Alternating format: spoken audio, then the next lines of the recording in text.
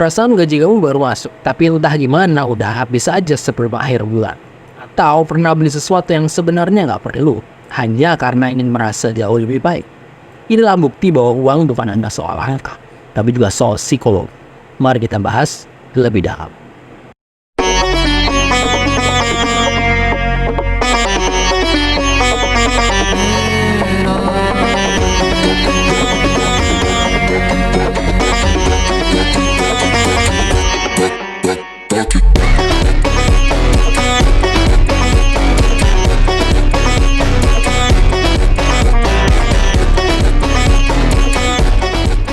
Ya, selamat pagi, selamat datang di Giant Ekonomi, gaya hidup ringan, belajar ekonomi dan tren masa depan. Bersama saya, Kidong Alexander sebagai host kamu hari ini. Kalau kamu baru di sini, saya ucapkan selamat datang. Jangan lupa untuk pencet tombol subscribe di bawah, support terus kami bikin konten-konten yang valuable, buat bikin kamu upgrade terus setiap hari. Thank you. Alright, hari ini kita akan bahas tentang psikologi dari uang. Kenapa sih kita sering salah mengelola finansial pribadi kita? Dan bagaimana sebenarnya cara mengatasi? Karena kalau kita bisa menguasai psikologi dari uang sendiri, masa depan finansial kita bisa jadi jauh lebih cerah. Jadi pastikan kamu tonton sampai habis biar kamu bisa berubah. Mengelola uang bukan hanya soal matematika. Banyak orang pintar banget berhitung, tapi tetap kesulitan untuk mengatur keuangan pribadi mereka. Kenapa? Karena aneh, weird banget. Jawabannya simple sekali.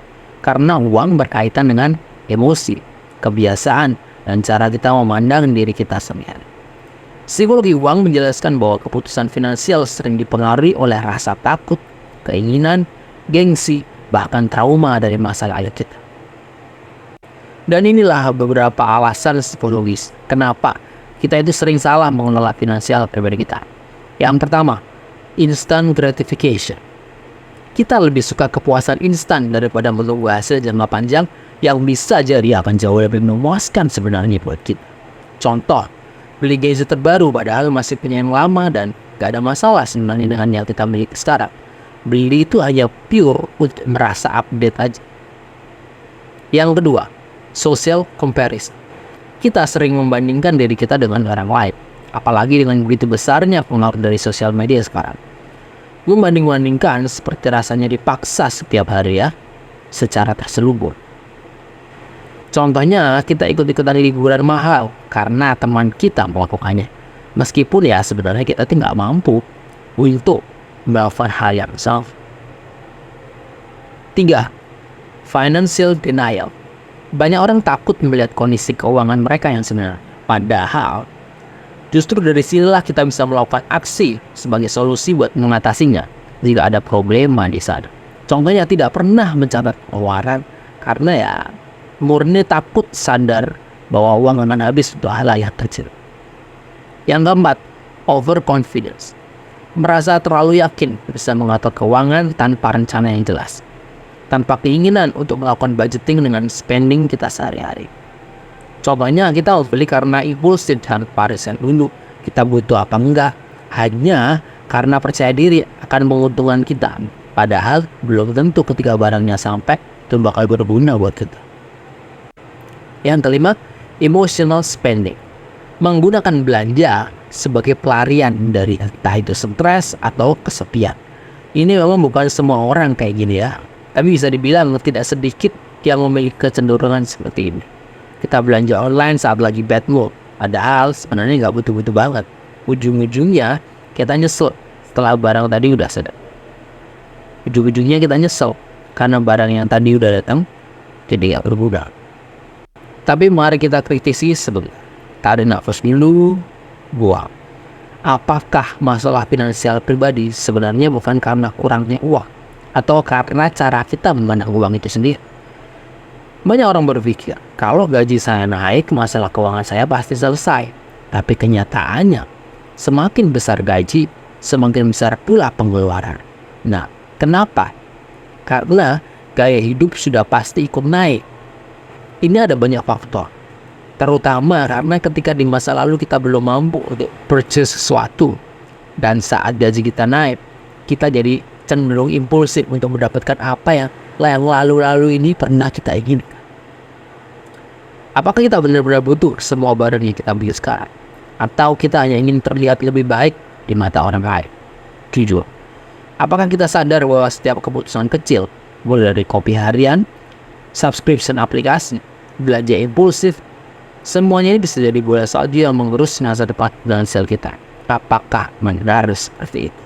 Pertanyaan lain yang gak kalah penting, kenapa kita lebih rajin bekerja untuk uang daripada membuat uang bekerja untuk kita? Apakah karena kita takut mengambil resiko, atau karena kita tidak pernah diajarkan cara mengelola uang sejak ini? Semua pertanyaan ini terpaksa harus ditanyakan sama kamu. Ya, kamu yang mendengar sekarang. Kalau kamu tidak berani jujur pada diri sendiri, kita semua akan terus terjebak dalam siklus yang salah mengenai kelola finansial. Psikologi wealth bukan sekedar teori, tapi cermin yang menunjukkan siapa diri kita yang sebenarnya dalam menghadapi uang, baik secara makna dan arti yang sebenarnya. So, dari pertanyaan sebelumnya dan apa yang kita bahas, sebenarnya apa yang sedang kita pelajari dari episode pagi ini? Ya, yang pertama, seperti yang kita ketahui bahwa uang bukan hanya soal angka, tapi juga soal emosi dan mindset kita. Kedua, kesalahan finansial muncul dari gratification instant, perbandingan sosial, dan emotional spending. Solusi terbaiknya yaitu mulai dengan budgeting yang sederhana, catat pengeluaran kita, dan buat prioritas untuk mempermudah hidup kita dan jadi lebih bijak dalam mengatur keuangan. Latih kesabaran finansial, belajar untuk menunda kepuasan sesaat demi masa depan. Bangun kesadaran penuh bahwa setiap keputusan kecil itu ada dampaknya di masa depan. Walaupun itu keputusan kecil hari ini, bisa saja itu berdampak besar buat hal-hal yang tidak kita duga dari masa depan. So, kesimpulan yang bisa kita rangkum hari ini adalah psikologi dari uang itu sendiri mengajarkan kita bahwa mengelola finansial pribadi bukan sekedar soal gaji besar atau kecil, tapi ini soal mindset dan kedisiplinan.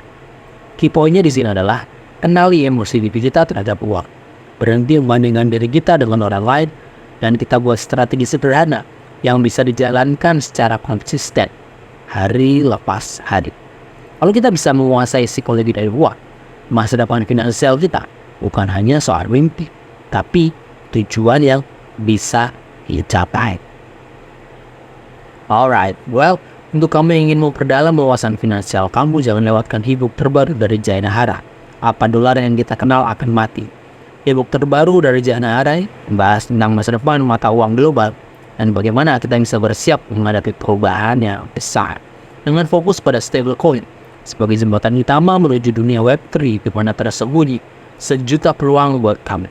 Mari kita jemput masa depan keuangan kita yang baru dengan memahami stablecoin lewat ebook Apa Dolar yang Kita Kenal Akan Mati. Dapatkan sekarang dengan harga Rp44.000 khusus untuk pendengar Jaya Ekonomik hari ini. Check out di link.id/jayanahar atau kamu bisa klik link di bio channel kita untuk lebih mudah. Segera dapatkan karena ini bisa jadi salah satu bekal paling penting untuk perjalanan finansial kamu. My Pro Podcast Jaya Ekonomik akan selalu hadir setiap hari Sabtu pukul 7 WIB di sini. Jadi jangan sampai kelewatan. Support terus channel Jaya Nahara Digital Product Publishing biar kita bisa terus grow bareng di masa depan yang lebih familiar. So, terima kasih sudah mendengarkan Jaya Ekonomik, gaya hidup ringan, belajar ekonomi dan tren masa depan. Jangan lupa untuk subscribe, comment, and share untuk terus support Jaya Nahara Digital Product Publishing. Terus memberikan value lebih buat kamu lewat produk dan konten yang kami sajikan. Follow media sosial kita @jayanahara di Instagram, TikTok, Facebook, dan X. Follow juga Instagram dari host kamu hari ini. Cek @kidongalexander. Sounds cool. So, terima kasih untuk semua yang sudah mendengarkan Jaya Ekonomik hari ini. Akhir kata, perubahan itu pasti. Jadi jangan pernah berhenti untuk upgrade diri kamu setiap hari. Itu aja untuk episode kali ini. Like kalau kamu ngerasa episode kali ini bermanfaat buat kamu. Mari kita bertemu lagi di episode minggu depan. I'll see you around. Have a good day.